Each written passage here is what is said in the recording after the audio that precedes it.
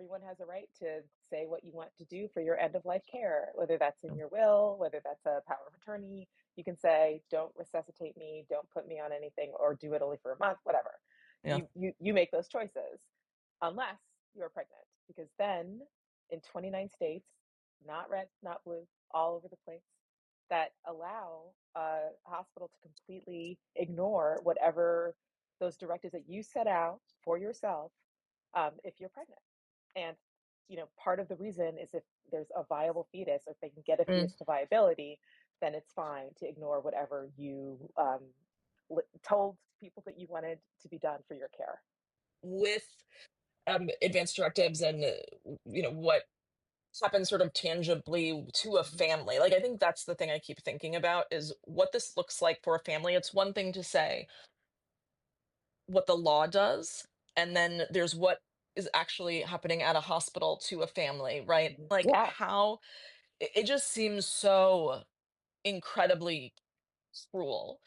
And anyone who's had a family member in the hospital or who's had to make decisions on behalf of a family member, it just seems insane.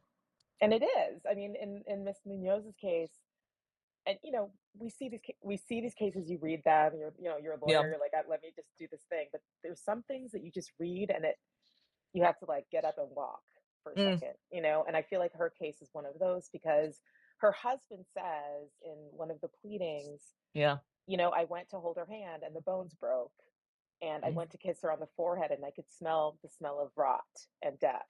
And he was an EMT, so he knew what that smell was. And yeah. I'm like, who does that? Like, who does that to a family member? Who thinks that that is in any Yeah. way the way that things should be? Like, just as a human Right. being, like, why would you do that Right. to someone? It's devastating. And I think this idea of viability Hmm. is what justifies it. It's what gets us here. And Right. Legally, viability was just invented, right? Like, whole someone made it up. whole cloth and invented, and literally there's a quote in, I think, Casey, where Hmm. they're basically like, we had to have a viability line, because otherwise how do we justify our legal holding? Right, like, it's like they're very clear that it's not actually Yeah. about, it's not doing anything medically. Yeah. And the American College of Obstetricians and Gynecologists are like, there's no such thing as a viability line, like, that's not how Right. we